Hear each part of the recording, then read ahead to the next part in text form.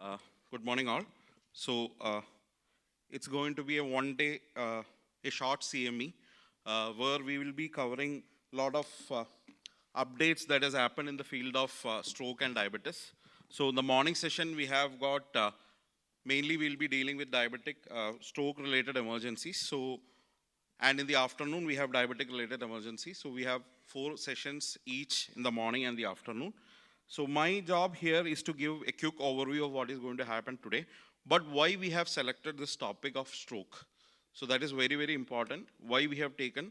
As you are all aware, when you are working in your ED or in your routine practice, day to day, we are seeing a lot of young stroke that is coming to the ED.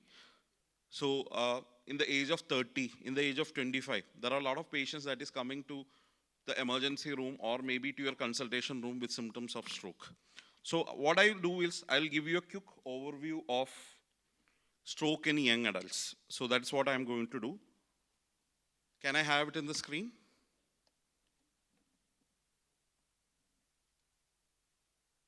Fine. Full screen, please. Thank you.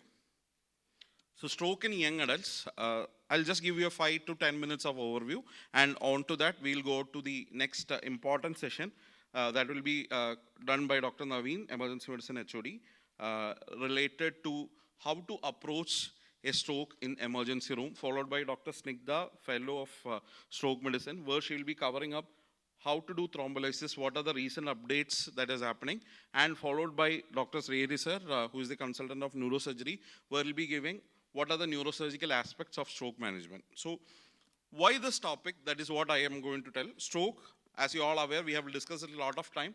It is the second leading cause of death.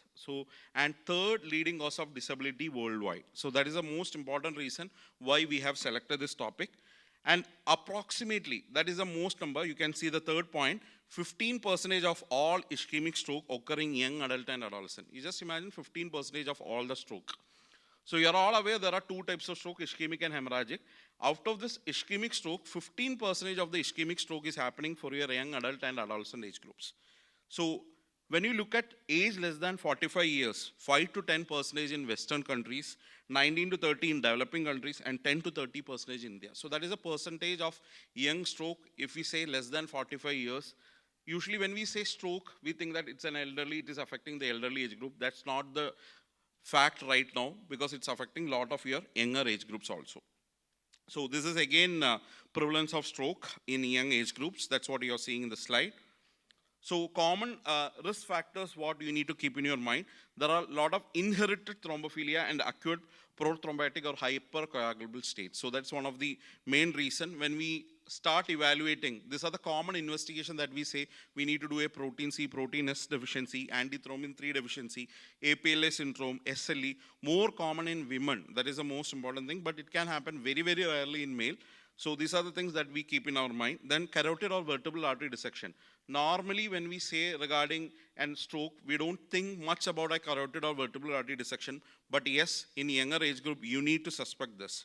And so that is the most important thing. And most importantly, I wanted to just show off one thing, most importantly, lifestyle risk factors like tobacco, physical inactivity, poor diet, and heavy episodic alcohol consumption, and one of the main reason, and again homocysteine level can also be elevated who are heavy smokers. So as a result, there is a higher risk for young stroke. So ischemic stroke, this is the classification that you are seeing here. So there is something called as large vessel atherosclerosis, cardioembolic, small vessel disease, and other determined causes like arterial dissection and undetermined were more percentage compared to older counterparts. So when we are not finding any reason why this patient has developed this, so that is how you need to classify your younger stroke. And very most importantly, when we say regarding stroke, the risk of recurrence is very important. Younger age group, you imagine that a person is developing a stroke at the age of 30. Just imagine at the age of 60 till the time, there is very high risk of him developing recurrent stroke also. So that is going to be very high for your younger stroke. And most importantly, when you have a patient with acute stroke, young stroke coming to the ED, there is some approach called as heart to head. You need to completely evaluate heart to head. That is, throughout your heart, from your heart to the head, you need to evaluate all the structures that can potentially cause this stroke. So the most important approach, telemetry heart monitoring, means continuously you need to monitor the heart rate, echocardiography, CT angiogram or MRI angiogram, imaging of the head neck vessels, and MRI of the brain. So these are the investigation that you need to keep in your mind, imaging wise.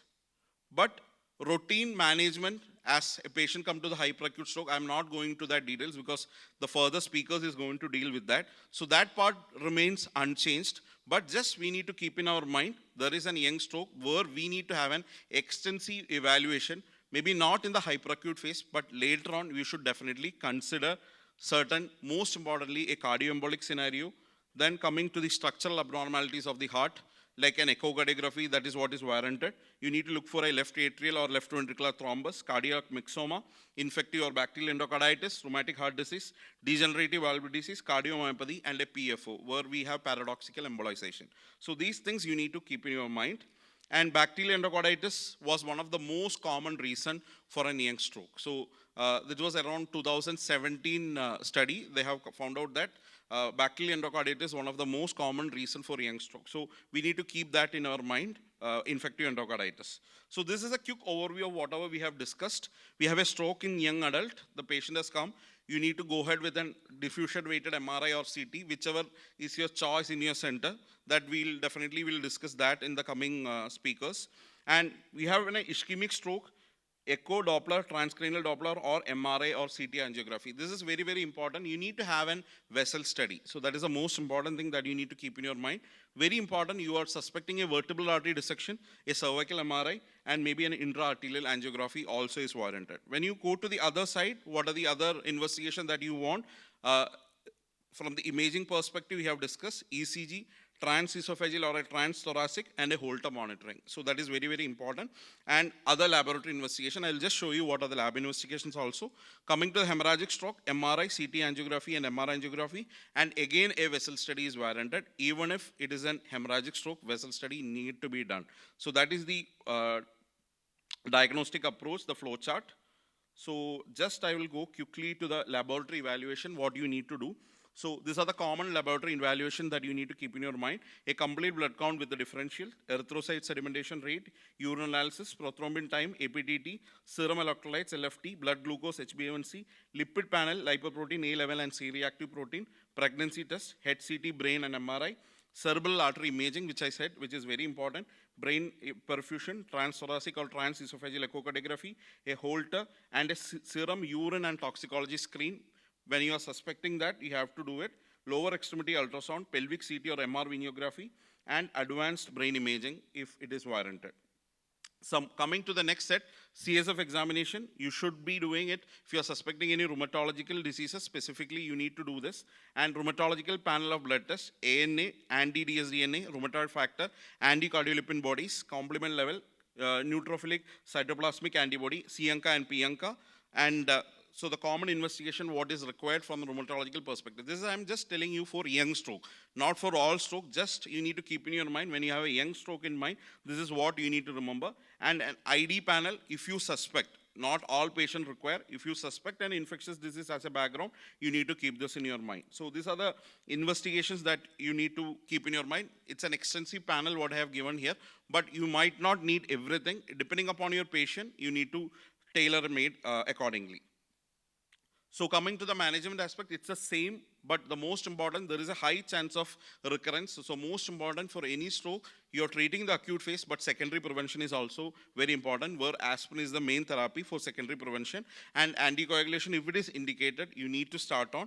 And starting therapy also is very important. So that holds good for all your ischemic stroke, irrespective of young or older age group. But the chance of recurrence is more, so there is no cut shortage of your antiplatelets, statins, or your anticoagulation. If it is warranted, you need to go ahead. So the blood pressure, the management, the AHA recommends a BP of less than 130/90 in diabetic patient and 140/90 in non-diabetic patient. So that is a target that you need to remember. That's again for all the patients that we generally see, not for just for the stroke. So diabetes management and optimization of your HbA1c, preferably less than 7 for a younger age group, and maybe elderly, maybe less than 7.5, above 60 years you can target. But for a younger stroke, you need to have a better HbA1c, less than 7 is what is warranted. So this is again a lot of studies. So to summarize, young stroke is epidemic and bigger threat to the society in all counts. Hypertension, tobacco use, heavy, regular or binge alcohol intake, and physical inactivity are the 4 major modifiable risk factors. So there are risk factors which you can modify. So it is a modifiable risk factor for a young stroke. Given the population pyramid of India, we are going to face a big challenge in coming years, and developing a national globe young stroke prevention policy should be considered. So that's what all the societies are trying to do. We are going to have a young stroke prevention policy. Thank you for your listening. Thank you all.